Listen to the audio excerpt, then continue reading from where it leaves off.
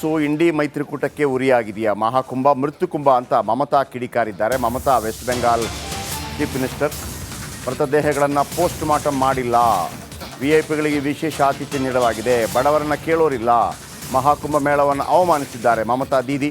Uttar Pradesh CM ವಿರುದ್ಧ Mamata west Bengal ಮುಖ್ಯಮಂತ್ರಿ ಮಮತಾ ವಾಗ್ದಾಳಿ ನಡೆಸಿದ್ದಾರೆ. ಅಂದರೆ ಅಲ್ಲಿ ಪೋಸ್ಟ್ ಮಾರ್ಟಮ್ ಮಾಡಿಲ್ಲ, ಆಮೇಲೆ ಮಹಾಕುಂಭ ಮೃತ್ಯುಕುಂಭ ಅಂತೇಳಿ ಆರೋಪವನ್ನು ಕೂಡ ಮಾಡಿದ್ದಾರೆ. ಇದು ಸದನದಲ್ಲಿ ಮಾಡಿದಂಥ ಆರೋಪ ಐ ಥಿಂಕ್, ಅಂದರೆ ವೆಸ್ಟ್ ಬೆಂಗಾಲ್ ಸದನದಲ್ಲಿ. ಕೇಳಿಸ್ಕೊಳ್ಳಿ ಮಮತಾ ಬ್ಯಾನರ್ಜಿ ಏನು ಹೇಳಿದ್ದಾರೆ. মহাকুম্ভ আমি নাইবা বললাম, ওটা এখন মৃত্যু কুম্ভ হয়ে গেছে, মৃত্যু কূপের মতো। আমি মহাকুম্ভকে সম্মান করি, আমি শ্রদ্ধা জানাই, পবিত্র গঙ্গা মাকে আমি সম্মান করি, কিন্তু প্ল্যানিং না করে এত হাইপ তুলে এত লোকের মৃত্যু বললেন 30 জন, কথাটা কি সঠিক? কত ডেড বডি ভাসিয়ে দিয়েছেন নদীতে, কত হাজার হাজার, 8 বার আগুন লেগেছে। CM Mamata Banerjee has said that Mahakumbh has turned into Mrityu-kumbh. There's mismanagement. How do you see this? What do you want to say on that? I think that's very unfair comment. In any kind of this kind of huge gathering, that too religious gathering, I think the problem with our approach in our leadership is it's very easy to comment on Sanatana Dharma or Hindu Dharma. They don't do the same level of this kind of criticism for any other religion, and this kind of approach always we have an issue, and they don't realize that they're hurting the sentiments of crores of people. And it is not like mismanagement, because lakhs of people coming together itself is the biggest task, and that too for going on for more than 50 days. ಆವತ್ತು S ಕಾಲು ತುಳಿತ, okay. ಈಗ ಡೆಲ್ಲಿಯಲ್ಲೇ ಕಾಲು ತುಳಿತಾ ಇತ್ತಪ್ಪ, ಡೆಲ್ಲಿಯಲ್ಲಿ ಕಾಲು ತುಳಿತಾ ಇತ್ತು, ಈ ಹಿಂದೆ ಬೇರೆ ಬೇರೆ ಕಡೆ ಕಾಲು ತುಳಿತಾ ಇತ್ತು. ಅವತ್ತಿನ ದಿನ 15 ಕೋಟಿ ಜನ ಸೇರಿದ್ರು ಅಂತಂದರೆ ತಮಿಳುನಾಡು, ಕೇರಳ, ಕರ್ನಾಟಕ ಈ ಎಲ್ಲ ಜನಸಂಖ್ಯೆಯನ್ನು ಒಂದೇ ಜಿಲ್ಲೆಯಲ್ಲಿ. ಶಕ್ತಿ ಅಂದರೆ ಏನು ಗೊತ್ತಾ, ತಾಕತ್ ಅಂದರೆ ಏನು ಗೊತ್ತಾ, ಅಂಥದನ್ನು ಮಾಡ್ತೀನಿ ಅಂತ ಹೋಗೋದಿದೆಯಲ್ಲ, ಆ ಸಂದರ್ಭದಲ್ಲಿ ಬನ್ನಿ ನಟೇಶ್ ಇದರ ಬಗ್ಗೆ ಇನ್ನಷ್ಟು ಹೆಚ್ಚಿನ ಮಾಹಿತಿ ಕೊಡಲಿದ್ದಾರೆ. ನಟೇಶ್, ಈ ಹೇಳಿಕೆ ಇದು ಕರೆದು ಏನೋ ಕೈಯಲ್ಲಿ ಕೋಲ್ ಕೊಟ್ಟು ಬಾರಿಸ್ಕೊಳ್ಳೋದು ಅಂತಾರ ಏನು? ಈಗ ಹಿಂದೂಗಳ ಒಂದು ಧಾರ್ಮಿಕ ನಂಬಿಕೆ, ಅತಿ ಹೆಚ್ಚಿರುವಂಥ ಹಿಂದೂಗಳ ಧಾರ್ಮಿಕ ನಂಬಿಕೆ. ಪವನ್ ಕಲ್ಯಾಣ್ ಹೇಳಿದಾಗೆ ಹಿಂದೂಗಳ ಧಾರ್ಮಿಕ ನಂಬಿಕೆಯನ್ನು ಹೇಗೆ ಯಾರು ಬೇಕಿದ್ರೂ ಹಿಗ್ಗಾಮುಗ್ಗ ಟೀಕಿಸ್ಬೋದು, ಆಗ ಸಂವಿಧಾನ ಮಾತಾಡಲಿಕ್ಕೆ ಅವಕಾಶ ಇದೆ, ಎಲ್ಲ ಓಕೆ. ಇತರ ಧರ್ಮಗಳು ಬಂದಾಗ ಇವ್ರಿಗೆ ಯಾಕೆ ಒಂದು 5 ನಯಾ ಪೈಸದ ಧೈರ್ಯ ಇರೋದಿಲ್ಲ? ಇದು ಎಲ್ಲಿ ಮಾತಾಡಿದ್ದು?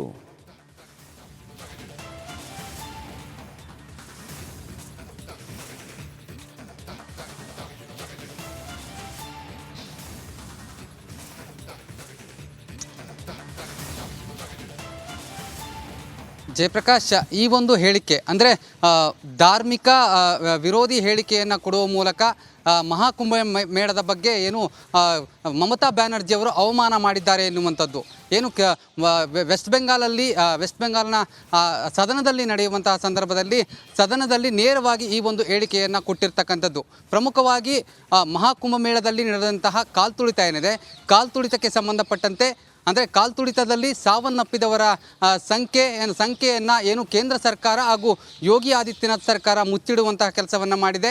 ಜೊತೆಗೆ ಅಲ್ಲಿ ಪೋಸ್ಟ್ಮಾರ್ಟಮ್ ಕೂಡ ಆಗಿಲ್ಲ ಎನ್ನುವಂತಹ ಆರೋಪವನ್ನು ಕೂಡ ಮಾಡ್ತಾ ಇರ್ತಕ್ಕಂಥದ್ದು.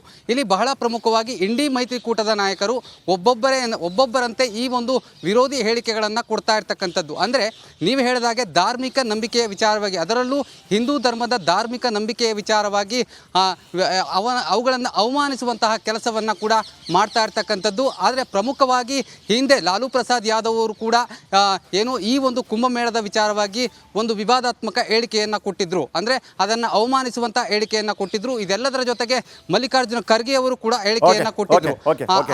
ಥ್ಯಾಂಕ್ ಯು ನಿಮ್ಮೆಲ್ಲ ಅಪ್ಡೇಟ್ಸ್ಗೆ. ಸೊ ಇಂಡಿ ಮೈತ್ರಿಕೂಟಕ್ಕೆ ಉರಿಯಾಗಿದೆಯಾ ಮಹಾಕುಂಭ ಮೃತ್ಯುಕುಂಭ ಅಂತ ಮಮತಾ ಕಿಡಿಕಾರಿದ್ದಾರೆ. Mamata west Bengal chief minister ಮೃತದೇಹಗಳನ್ನು ಪೋಸ್ಟ್ ಮಾರ್ಟಮ್ ಮಾಡಿಲ್ಲ, ವಿಐಪಿಗಳಿಗೆ ವಿಶೇಷ ಆತಿಥ್ಯ ನೀಡಲಾಗಿದೆ. ಬಡವರನ್ನ ಕೇಳೋರಿಲ್ಲ. ಮಹಾಕುಂಭ ಮೇಳವನ್ನು ಅವಮಾನಿಸಿದ್ದಾರೆ ಮಮತಾ ದೀದಿ. ಉತ್ತರ ಪ್ರದೇಶ ಸಿಎಂ ವಿರುದ್ಧ ಮಮತಾ, ವೆಸ್ಟ್ ಬೆಂಗಾಲ್ ಮುಖ್ಯಮಂತ್ರಿ ಮಮತಾ ವಾಗ್ದಾಳಿ ನಡೆಸಿದ್ದಾರೆ. ಅಂದರೆ ಅಲ್ಲಿ ಪೋಸ್ಟ್ ಮಾರ್ಟಮ್ ಮಾಡಿಲ್ಲ, ಆಮೇಲೆ ಮಹಾಕುಂಭ ಮೃತ್ಯುಕುಂಭ ಅಂತೇಳಿ ಆರೋಪವನ್ನು ಕೂಡ ಮಾಡಿದ್ದಾರೆ. ಇದು ಸದನದಲ್ಲಿ ಮಾಡಿದಂಥ ಆರೋಪ ಐ ಥಿಂಕ್, ಅಂದರೆ ವೆಸ್ಟ್ ಬೆಂಗಾಲ್ ಸದನದಲ್ಲಿ. ಕೇಳಿಸ್ಕೊಳ್ಳಿ ಮಮತಾ ಬ್ಯಾನರ್ಜಿ ಏನು ಹೇಳಿದ್ದಾರೆ. মহাকুম্ভ আমি নাইবা বললাম, ওটা এখন মৃত্যু কুম্ভ হয়ে গেছে। মৃত্যু কূপের মতো আমি মহাকুম্ভকে সম্মান করি, আমি শ্রদ্ধা জানাই, পবিত্র গঙ্গা মাকে আমি সম্মান করি। কিন্তু প্ল্যানিং না করে এত হাইপ তুলে এত লোকের মৃত্যু বললেন 30 জন, কথাটা কি সঠিক? কত ডেড বডি ভাসিয়ে দিয়েছেন নদীতে? কত হাজার হাজার 8 বার আগুন লেগেছে। CM Mamata Banerjee has said that Mahakumbh has turned into Mrityu-kumbh. There's mismanagement. How do you see this? What do you want to say on that? I think that's very unfair comment.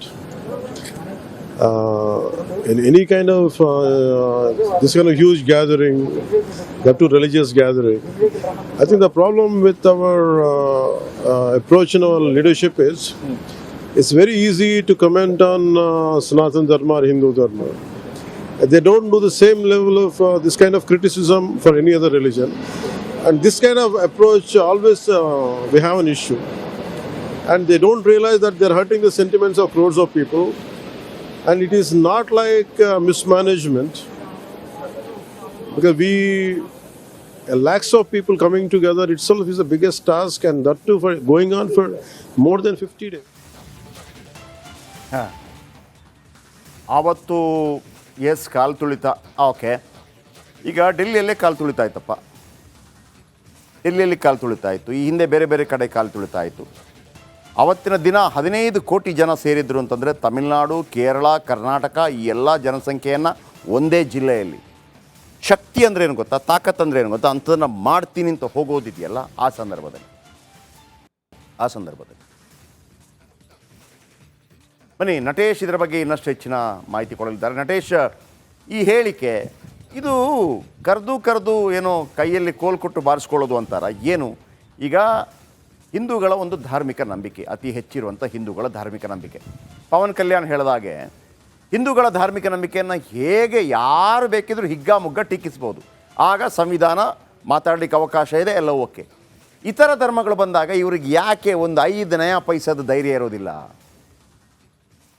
ಇದು ಎಲ್ಲಿ ಮಾತಾಡಿದ್ದು?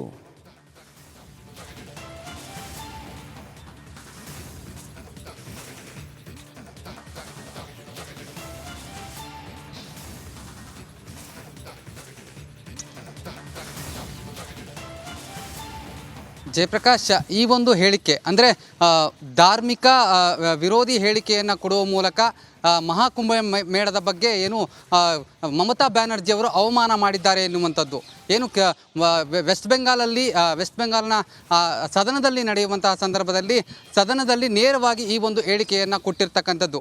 ಪ್ರಮುಖವಾಗಿ ಮಹಾಕುಂಭ ಮೇಳದಲ್ಲಿ ನಡೆದಂತಹ ಕಾಲ್ತುಳಿತ ಏನಿದೆ, ಕಾಲ್ತುಳಿತಕ್ಕೆ ಸಂಬಂಧಪಟ್ಟಂತೆ ಅಂದರೆ ಕಾಲ್ತುಳಿತದಲ್ಲಿ ಸಾವನ್ನಪ್ಪಿದವರ ಸಂಖ್ಯೆಯನ್ನು ಏನು ಕೇಂದ್ರ ಸರ್ಕಾರ ಹಾಗೂ ಯೋಗಿ ಆದಿತ್ಯನಾಥ್ ಸರ್ಕಾರ ಮುಚ್ಚಿಡುವಂತಹ ಕೆಲಸವನ್ನು ಮಾಡಿದೆ.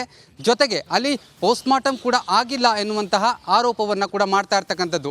ಇಲ್ಲಿ ಬಹಳ ಪ್ರಮುಖವಾಗಿ ಇಂಡಿ ಮೈತ್ರಿಕೂಟದ ನಾಯಕರು ಒಬ್ಬೊಬ್ಬರಂತೆ ಈ ಒಂದು ವಿರೋಧಿ ಹೇಳಿಕೆಗಳನ್ನು ಕೊಡ್ತಾ ಇರ್ತಕ್ಕಂಥದ್ದು. ಅಂದರೆ ನೀವು ಹೇಳಿದಾಗೆ ಧಾರ್ಮಿಕ ನಂಬಿಕೆಯ ವಿಚಾರವಾಗಿ, ಅದರಲ್ಲೂ ಹಿಂದೂ ಧರ್ಮದ ಧಾರ್ಮಿಕ ನಂಬಿಕೆಯ ವಿಚಾರವಾಗಿ ಅವುಗಳನ್ನು ಅವಮಾನಿಸುವಂತಹ ಕೆಲಸವನ್ನು ಕೂಡ ಮಾಡ್ತಾ ಇರ್ತಕ್ಕಂಥದ್ದು. ಆದರೆ ಪ್ರಮುಖವಾಗಿ ಹಿಂದೆ ಲಾಲು ಪ್ರಸಾದ್ ಯಾದವ್ ಅವರು ಕೂಡ ಏನು ಈ ಒಂದು ಕುಂಭಮೇಳದ ವಿಚಾರವಾಗಿ ಒಂದು ವಿವಾದಾತ್ಮಕ ಹೇಳಿಕೆಯನ್ನು ಕೊಟ್ಟಿದ್ರು, ಅಂದರೆ ಅದನ್ನು ಅವಮಾನಿಸುವಂಥ ಹೇಳಿಕೆಯನ್ನು ಕೊಟ್ಟಿದ್ರು. ಇದೆಲ್ಲದರ ಜೊತೆಗೆ ಮಲ್ಲಿಕಾರ್ಜುನ ಖರ್ಗೆ ಅವರು ಕೂಡ ಹೇಳಿಕೆಯನ್ನು ಕೊಟ್ಟಿದ್ರು. ಥ್ಯಾಂಕ್ ಯು ನಿಮ್ಮೆಲ್ಲ ಅಪ್ಡೇಟ್ಸ್ಗೆ.